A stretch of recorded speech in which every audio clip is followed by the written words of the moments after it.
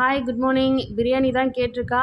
நம்ம டக்குன்னு வந்துட்டு சிக்கனும் மட்டனும் மார்னிங் எடுக்க முடியாது. ஸோ முட்டை பிரியாணி பண்ணி தரேன் பாப்பா அப்படின்னு சொல்லிட்டு ஓகேன்னு சொல்லிட்டா. நம்ம சிக்கன் மட்டன் போடுறதுக்கு பதிலாக முட்டை போட்டு கலர போகிறோம். ஸோ ஃபைனலாக வந்துட்டு சாப்பாட்டில் போட்டு கலரும் போது முட்டையோட ஸ்மெல் வராமல் இருக்கிறதுக்கு பெப்பரு கொத்தமல்லி சாப்பாடு போட்டு கலரி எடுத்திங்கன்னா முட்டை பிரியாணி ரெடி ஆகிடும். அவளோட லஞ்ச் பாக்ஸுக்கு இது தான்.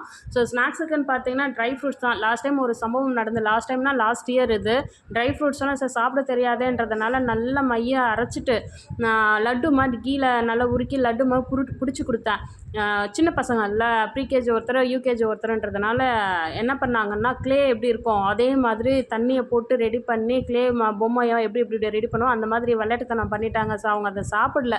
ஸோ இந்த தடவை அந்த மாதிரி பண்ணலை. ஸோ எப்படி சாப்பிடணும்னு சொல்லியும் கொடுத்துட்டேன். ஸோ சாப்பிடுவாங்கன்றது நம்பிக்கை எனக்கு உண்டு. நம்பிக்கை தானே வாழ்க்கை. ஸோ அவங்களுக்கு முட்டை தோசை பிரேக்ஃபாஸ்ட்டுக்காக கொடுத்துருக்கேன். சாப்பிட்றதுக்குள்ள நம்ம டிஃபன் பாக்ஸை ரெடி பண்ணி கொடுத்துடலாம்.